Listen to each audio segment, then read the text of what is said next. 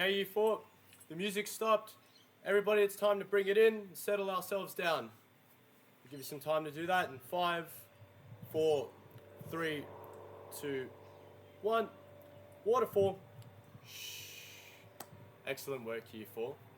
Now, as you can probably tell, Mr. T is feeling a bit sick, so it would be really awesome that I have your full attention, which means that your listening ears are on, that your eyes are focused on me, and that you raise your hand if you have a question or if I'm calling on you. Capiche? Capiche. Beautiful. We've been playing a lot of ball games and we've been running some drills that require different skills and techniques. Now, who, without calling out, can put up their hand and tell me what types of skills or sports that we have been focusing on this term, and bonus points if you can actually link it up with the skills and techniques with the activity. Yes, Penny, what have we been focusing on? That's right, we have been working on Nuke and Ball. That was a mini game. Can you tell us what skills that were linked to that activity that we had to focus on? We did have to focus on passing and throwing the ball over the net, that's correct. And what do you have to do if you're on the receiving side? That's right, you have to focus on looking up, tracking the ball and actually catching it. Wonderful. Very good answer. What sports have we been working on? Xander, yes? We did do dodgeball, that's correct. Do you know what the skills required for dodgeball, are, Xander? You forgot? That's okay. Call a friend. Call a friend. Who would you like to pick? Yep, Jerry? Yes, you do. You do have to focus on catching the ball, of course, and throwing the ball accurately to get people out. Awesome answer, Jerry. Very good job. What about talking to your teammates or strategically planning, setting up plays, maybe secret hand signals or, to let people know where the ball's coming or which direction you want to throw the ball or what person you want to target to get out next. Teamwork and communication. I can also think of a defensive skill when it comes to playing dodgeball. Can somebody help out Mr. T what he might be thinking about? When the ball's coming and you got to duck out of the way and you got to jump or you got to move around or deflect the ball. I'll give you another hint. It starts with the letter E. Yes, Jessica? Awesome. Evasion. Awesome. Oh, great team answers, everyone. Well done. I would like to introduce you all to my favorite game, which I like to call Castle Kings. Now, this game is a blend of dodgeball, but it also features a small aspect of cricket as well. Now, this game, it will challenge your catching, your underhand throwing skills, because you have to be accurate.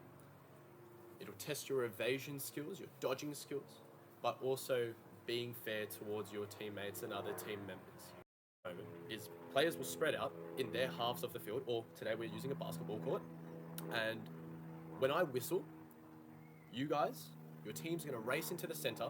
You're going to collect as many balls as you can. You have to retrieve them. You have to get back at a safe distance before you can start underarm throwing the ball. Now, you can either target players and eliminate them, or you can go for the other team's castle, which will be a bin. Now, if you hit the bin, the game stops and you win. Also, if you eliminate all the players on the field, you also win and have a free direct shot towards the castle. Now, a few ground rules. If a player makes a clean catch of the ball, they get to rejoin their team's playing field and continue playing. For safety reasons, I will not allow any kicking of the ball or any overarm throws. Headshots as well, they do not count as outs. Now, players can defend their castle by blocking the ball with their legs or any part of their body. However, although this is a noble sacrifice, an unclean, attempt to catch the ball will mean that you are out. If a castle is struck, the game is over. After 5 minutes, we will swap sides again. Now, I have already counted, given you numbers from 1 and 2s. Could I please have all the 2s put your hands up and come over here to receive a sash? You will be team 1, and all the 2s, you will have no sashes, and you will go to that side of the basketball court. Zara, I have also read that you have a foot injury, and I can position you as a castle defender. Okay, conversation stopping in 3, 2, 1. Excellent work, everybody. That was a really awesome transition. I really appreciate it. Thank you. Now, I would just like to ask, both teams a couple of questions. I will get you to talk to the person next to you, just to brainstorm your answers, because I think we can all learn from each other's responses. Now, the first question I would like to ask is, what worked well? So I'll give you some time just to chat. It could be something that worked for you or something that benefited the whole team. I'll just give you a few moments just to explain to the person next to you and to share.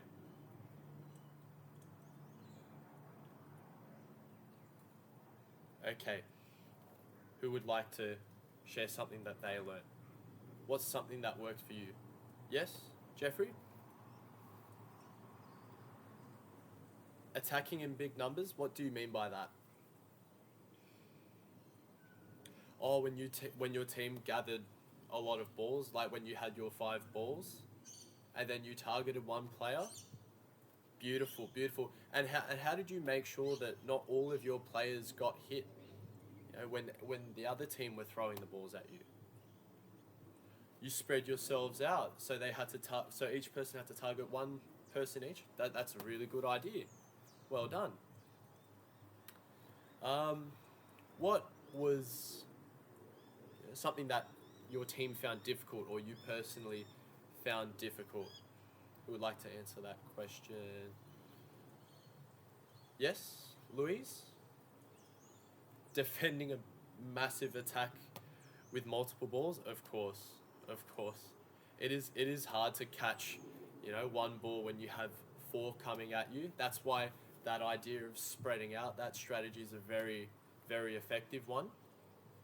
Are there any interesting observations that we found? Anything special that worked? I noticed that Zach has this impressive curveball throw. Zach, would you like to come up and show everyone exactly how you do that and talk it through the class?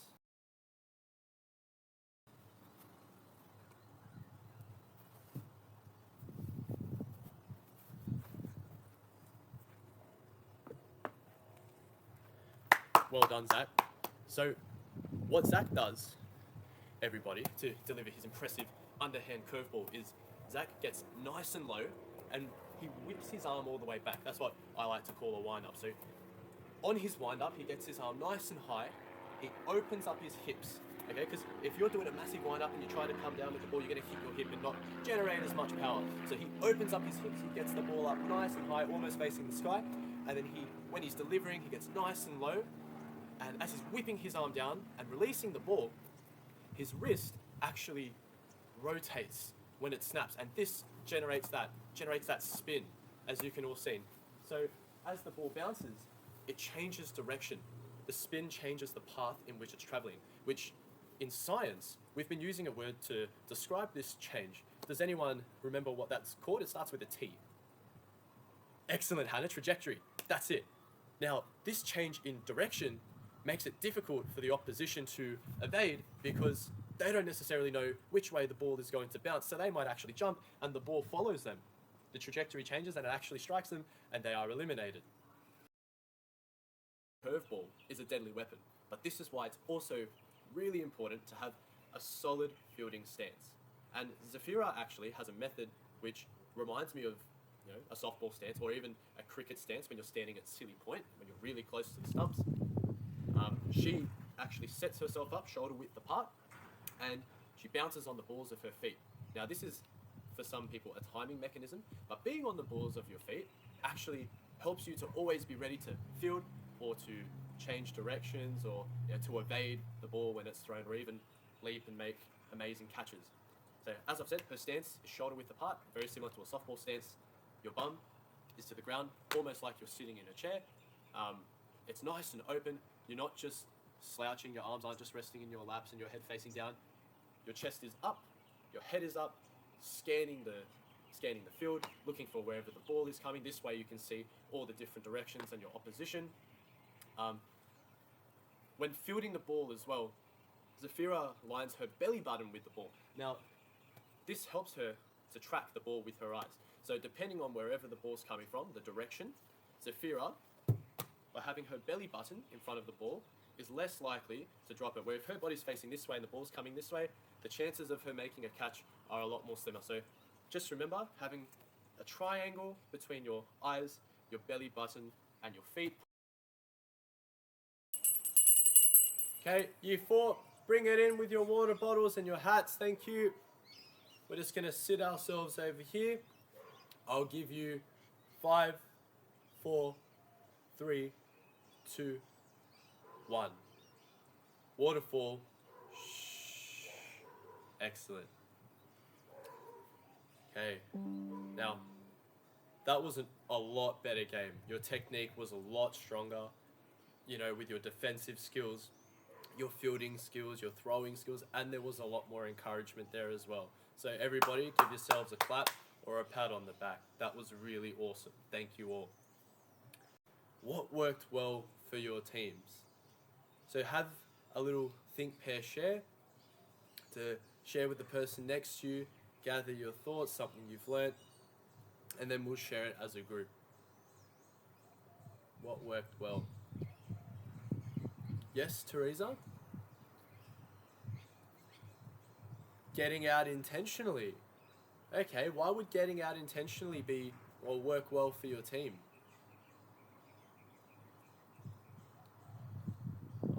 It was a strategic decision. So by sacrificing yourself, and joining the assassin's part, you can get more people out on the other side of your opposition and get more points. That's a very good idea.